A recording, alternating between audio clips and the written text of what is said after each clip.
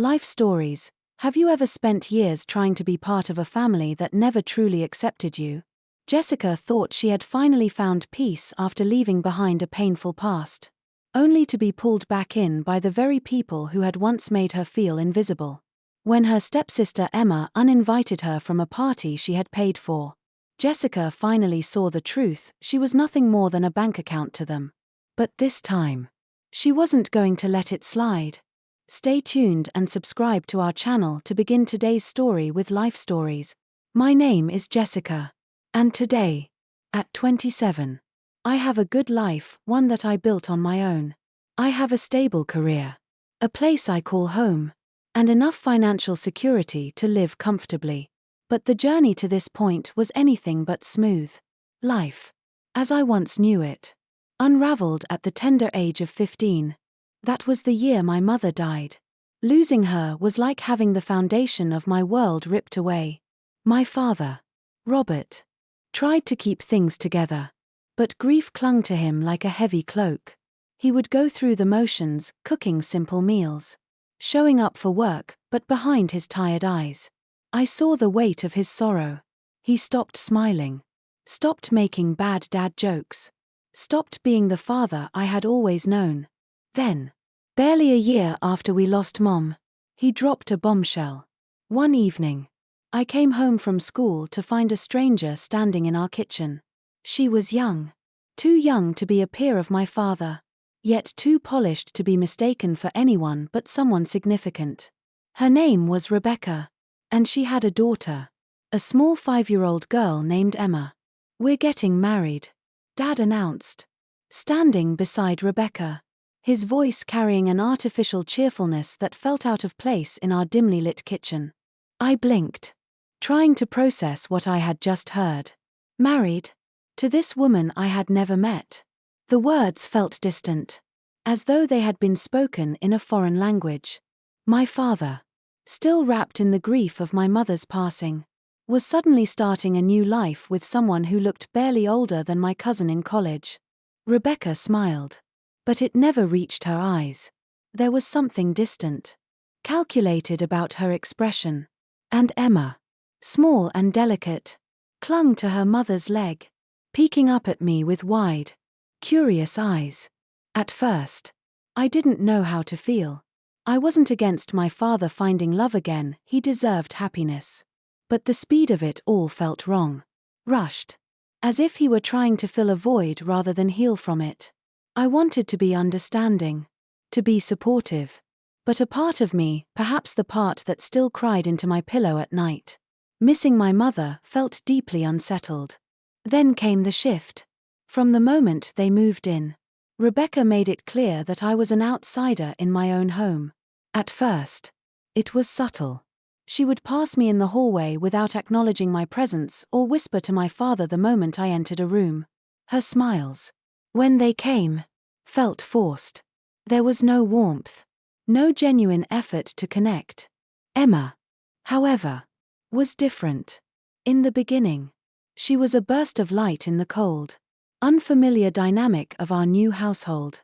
She would barge into my room at odd hours, her stuffed penguin tucked under her arm, eyes filled with excitement.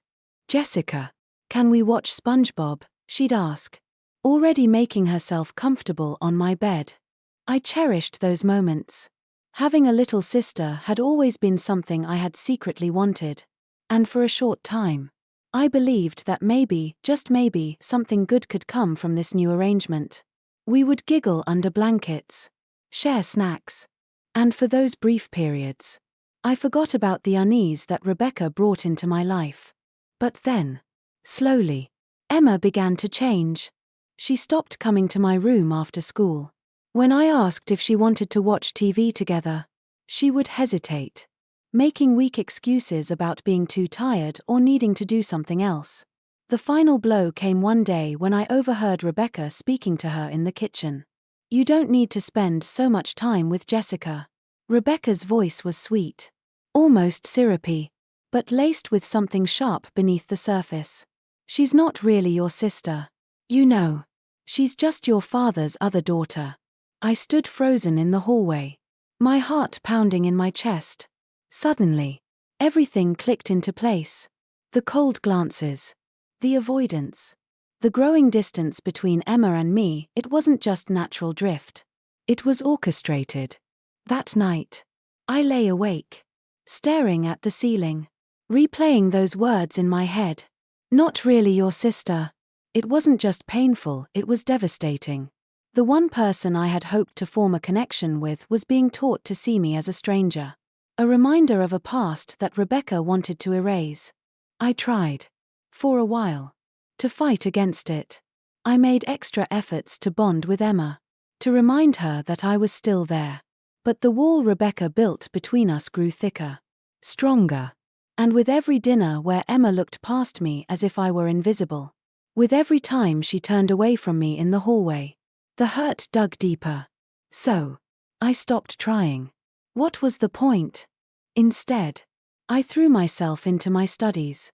School became my sanctuary, a place where I wasn't an afterthought or a burden. I studied late into the night, pouring everything I had into my education. The loneliness in my home was suffocating, but I told myself it didn't matter. And then, one day, it all paid off. The letter came in the mail, a full scholarship to college. When I read the words, my hands trembled. But for the first time in a long while, they weren't trembling from sadness or frustration. They were trembling from something unfamiliar. Freedom. I packed my bags and left, stepping into a future where, for the first time in years, I could breathe. I wasn't sure what lay ahead, but I knew one thing for certain. I was done being the outsider in my own life. Leaving home for college was like stepping into a new world. For the first time, I was free from the weight of my father's choices, from the quiet hostility that lingered in the air of that house. I threw myself into my studies, made friends, and built a life that felt entirely my own. I didn't think much about Rebecca, Emma, or even my father. Occasionally, I'd get a text from him, short, obligatory messages on my birthday or during the holidays. But there were no real conversations, no effort to reconnect. And I was fine with that. By the time I graduated, my career took off faster than I could have imagined. I worked hard, climbed the ladder, and built the kind of financial stability that had once seemed impossible. I had my own place, nice clothes, the ability to take spontaneous weekend trips. No more counting pennies or stretching leftovers just to get by. Then, out of nowhere, came the call. It was a Tuesday evening, and I was making myself a cup of tea when my phone buzzed. I almost didn't pick up when I saw the caller ID, Dad. It had been years since we had a real conversation, and something in me hesitated before answering. Jessica, he said, his voice hesitant, almost shy. How are you, sweetheart? I nearly dropped my mug. The warmth in his voice was unfamiliar, forced, as if he were trying to smooth over years of silence in one phone call. I'm fine, I said cautiously. What's up? He exhaled, like he had been bracing himself. I've been thinking, maybe it's time we start fresh. Put the past behind us. Why don't you come over for dinner this Sunday? I should have said no.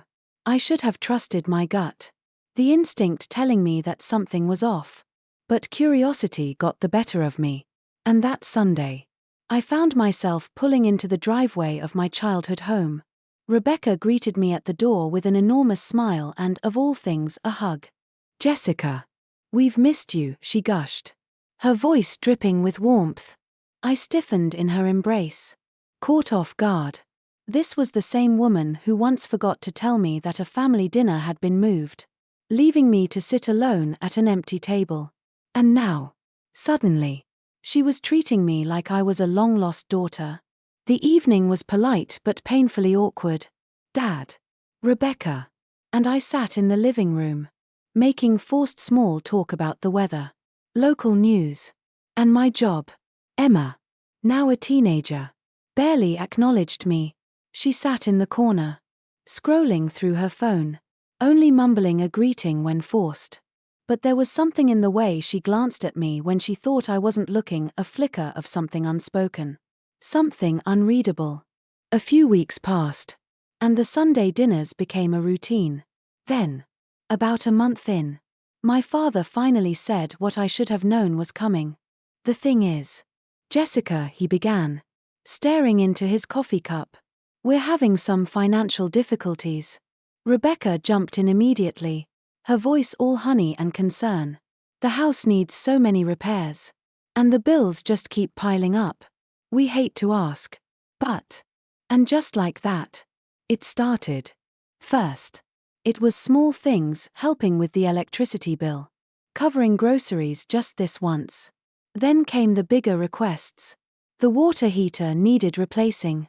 The roof had leaks. The furnace was on its last legs.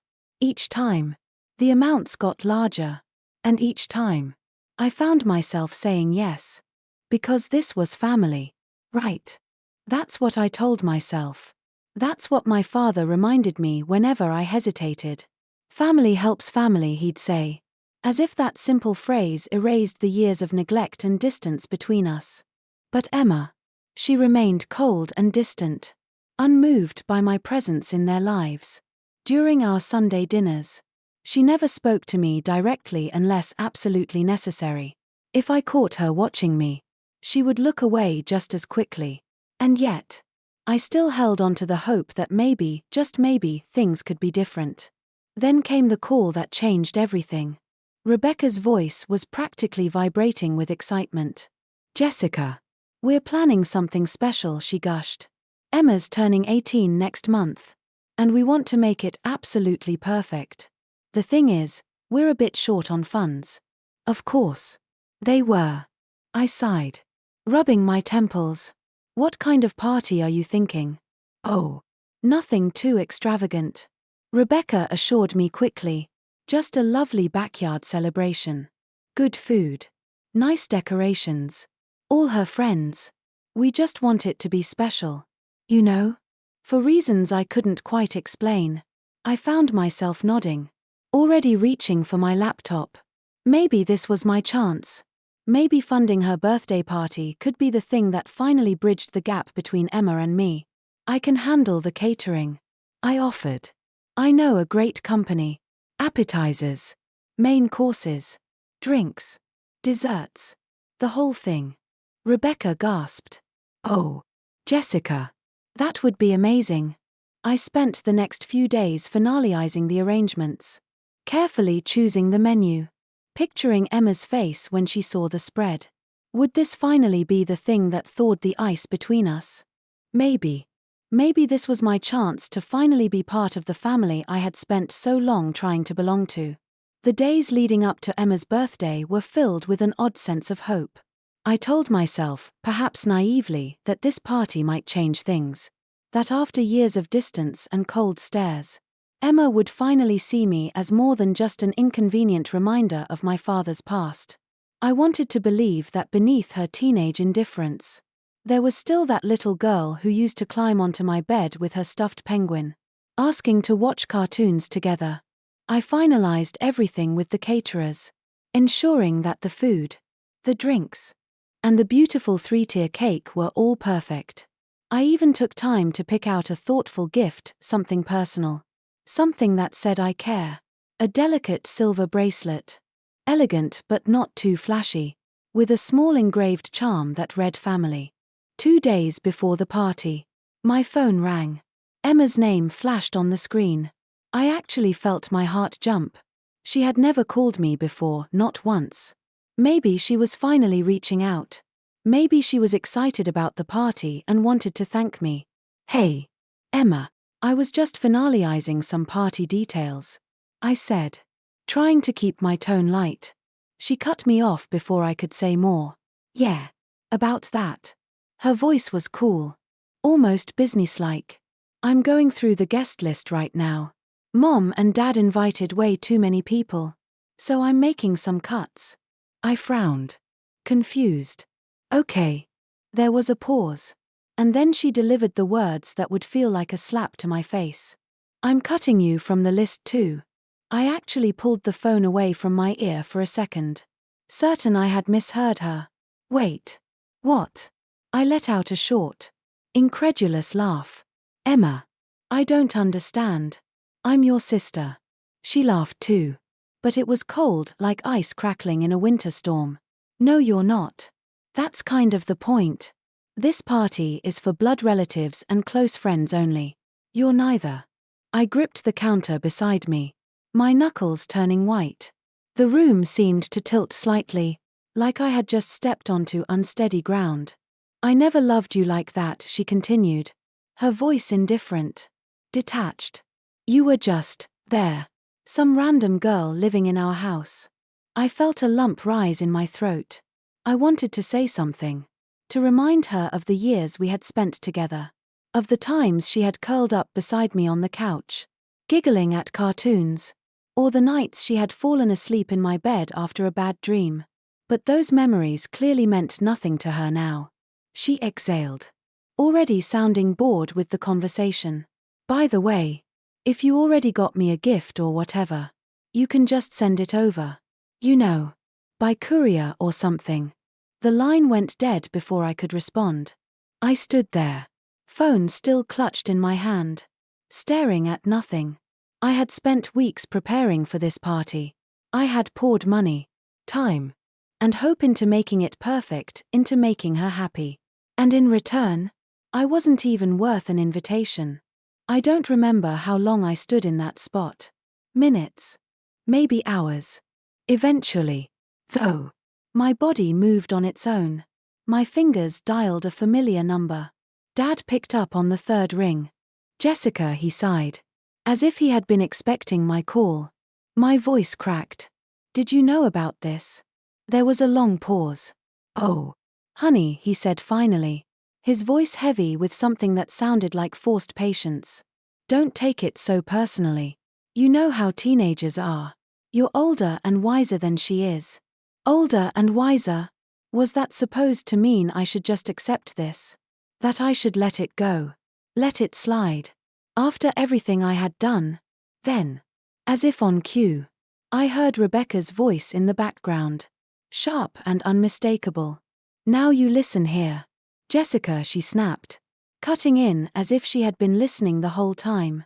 You're successful. You're rich. It's your duty to help us.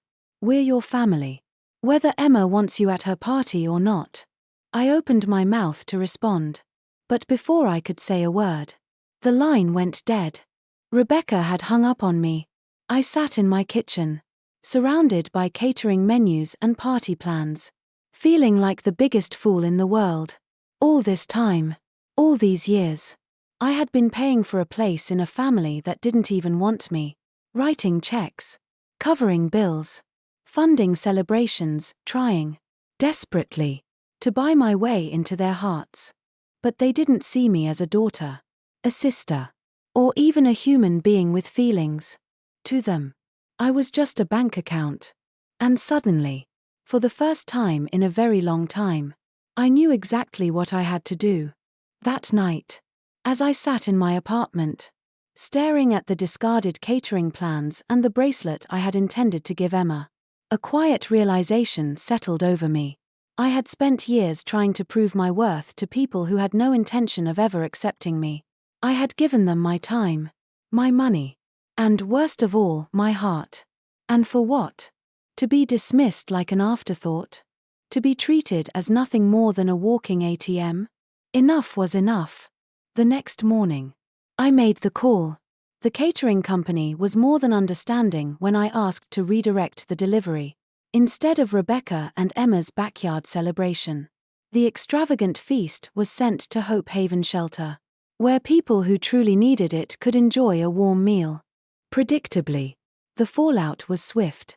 My phone rang off the hook with furious calls from Rebecca and Dad, demanding explanations, spewing accusations. I let them go to voicemail. Later, when Dad finally got through, he tried to smooth things over, as if a few empty words could erase what had happened. You know we forgive you, right? Sweetheart, he said, his voice dripping with condescension. But we still need to talk about Emma's college tuition. I laughed, a real, genuine laugh. No, Dad, I said, my voice steadier than it had ever been. I don't think we do. And just like that, I was free. For the first time in years. I wasn't weighed down by guilt or obligation. I wasn't waiting for validation from a family that had never truly been mine. I was done. And it felt good. Subscribe to our channel for more life stories.